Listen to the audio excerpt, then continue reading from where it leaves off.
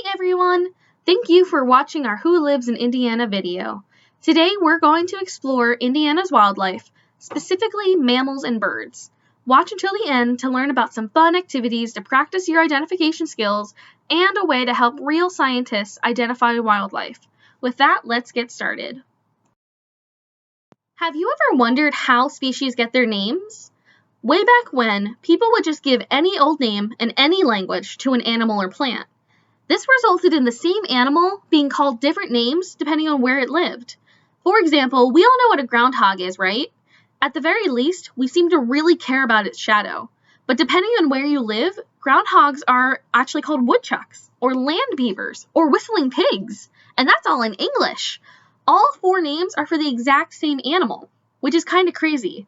To fix this issue, a scientist back in the 1700s created what we call binomial nomenclature, which is a fancy way of saying we can identify a species based on a two-part name.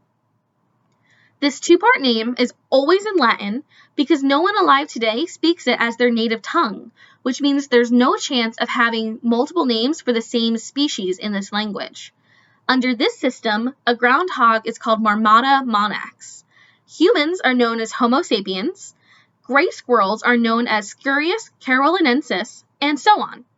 This two-part name is called the Latin name of an organism, or its scientific name. We still use common names for convenience, but when we do research, we always use their scientific names. Now, take a look at the screen. On the bottom right, you'll see that the two parts of a scientific name are called the genus and species. Every species is in its own genus, which is in its own family, all the way up to kingdom. We have 6 kingdoms: Animalia for animals, Planta for plants, Fungi for fungus, and Protists, Archaebacteria, and Eubacteria. All animals are a part of the Animalia kingdom. From there, scientists broke up each kind of animal into different groups based on their similarities. They kept breaking down into smaller and smaller groups until there weren't any similarities left, leaving you with a specific species. Let's look at an example. Let's follow the taxonomy of a gray squirrel from kingdom all the way down to its genus species name. Like all animals, gray squirrels are in the kingdom Animalia. They are also in the phylum Chordata, which is a group of animals that at some point in their life have a notochord, gills, a nerve in their back, and a tail. Humans are chordates too. We have these traits while we are developing in the womb. From the phylum, squirrels are then in the class Mammalia, which includes all mammals, still including humans here.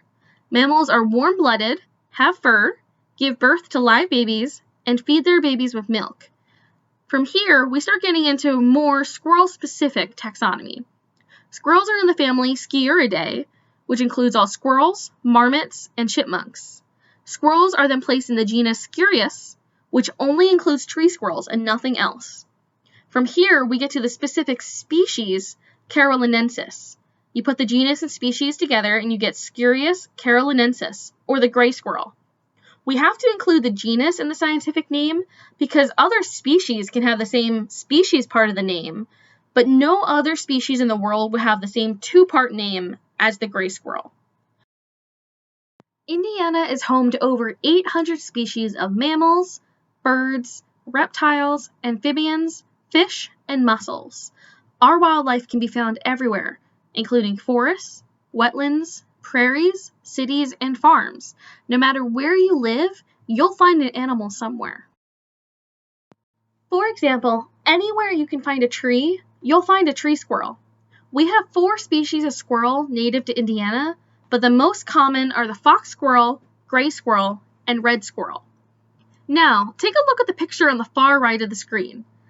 That is clearly a black squirrel, but I labeled it as a gray squirrel. That's actually not a mistake. Black squirrels are actually still gray squirrels. Black squirrels are considered the melanistic form of gray squirrels. That means they have more pigment in their skin and fur, making them look black. Bet you're frustrated by the common name gray squirrel now, huh? Let's move on to some slightly bigger animals. Raccoons and possums are very common in Indiana, but they're more likely to be active at night. They're nocturnal animals, whereas squirrels and rabbits are diurnal, meaning they're more active during the day. As you can see, raccoons and possums sometimes live in trees too, but you'll always find rabbits on the ground. Our biggest wildlife in Indiana include the coyote, red foxes, gray foxes, and white-tailed deer. Historically, bears and wolves lived in Indiana too, but as humans moved in and took up space, they were forced out of the state. Now, coyotes and foxes are easily confused from a distance, but up close look very different. Coyotes are brownish-gray in color, while red foxes are a bright orange-red, and gray foxes are mostly gray, with a little bit of reddish-orange worked in.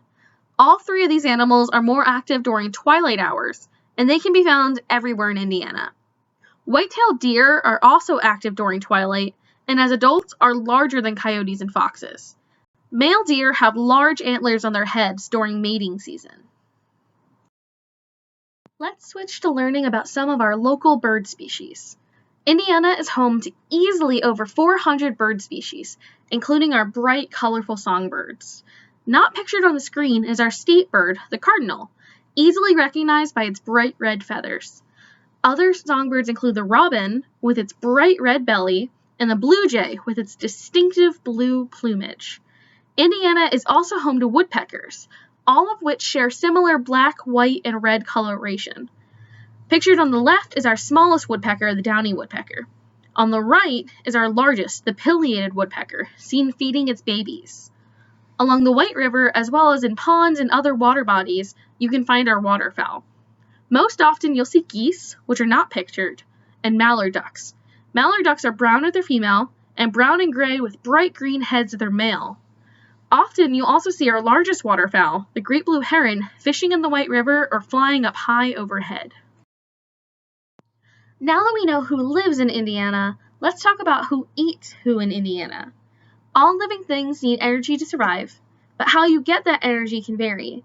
Plants are considered producers, or autotrophs. They're able to produce their own food using energy from the sun. All plants are able to do this, including the wildflowers on the screen. Trees and ferns can produce their own food too. Now remember, mushrooms are not in the plant kingdom. They are not autotrophs or producers. They are actually consumers, just like animals.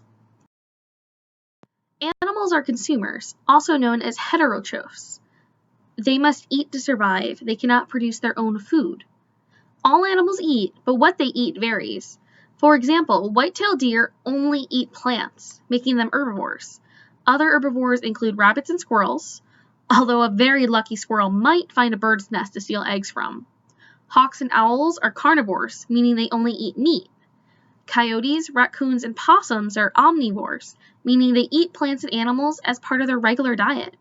Sometimes omnivore diets can vary depending on the time of the year. Plants are available during spring, summer, and fall, but not in winter, so omnivores might rely on meat more in winter than in other seasons that have more options available. Predators eat other animals. The animals they eat are called prey.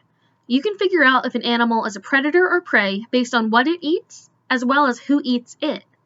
Herbivores are always prey for something, and they are never predators, since they do not hunt.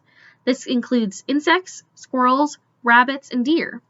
Herbivores are also known as primary consumers, meaning they only eat plants, which are at the bottom of the food chain.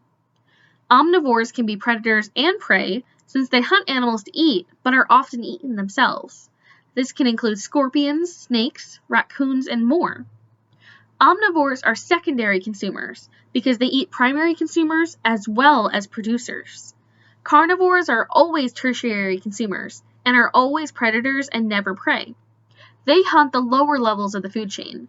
Sometimes omnivores can be tertiary consumers. Coyotes, for example, can eat from all levels of the food chain, including producers. But nothing really eats coyotes. If we had bears and wolves in Indiana, that would be a different story, because they're big enough to hunt coyotes. This is an example of humans altering food chains. We've left out an important part of the food chain, decomposers. Decomposers turn the food chain into a circle.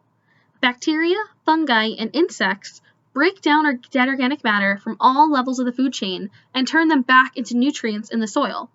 These nutrients enable more producers to grow, which then continue to feed primary consumers, and so on up the food chain to the tertiary consumers.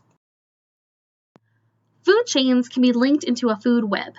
Let's take a look at an example of an Indiana food web. The primary producer in this example is an oak tree, which provides food in the form of leaves and acorns. Insects and rodents eat the acorns and leaves. The rodents are then eaten by secondary consumers, in this case the snake and raccoon, and tertiary consumers, in this case the coyote and the red-tailed hawk. The insect is only eaten by secondary consumers, the robin and the raccoon. The coyote and hawk also eat the secondary consumers, the snake and raccoon. The arrows in this web crisscross, showing that each species can eat more than one thing to survive. Now, this is a very simplified web. In the real world, there will be many other producers available, providing further options for primary consumers to eat and more options of primary consumers for omnivores and carnivores to choose from. Let's take a look at the same food web through the lens of something called trophic levels. Trophic levels represent the amount of energy produced by each level of the food web. Producers produce the most energy and provide the most energy of each level. Herbivores, or primary consumers, then eat the producers. Notice how the herbivore level is a little smaller than the producer level. This means that herbivores produce less energy than the producers, meaning they provide less energy to the next level of the food web. Each level gets smaller and smaller until we reach the top of the pyramid, which illustrates the carnivores, or tertiary consumers. In this example, to support one carnivore, it has to be able to eat 2 omnivores, which must be able to eat 3 herbivores, and so on. The trophic levels show that food webs are not very efficient. This means that energy is not equally transferred up the chain, meaning that a habitat can only support so many of each trophic level. Now that we understand who lives in Indiana and what they eat, let's move on to our activities. Go to our education website, the link is provided in the video description below, to practice your ID skills.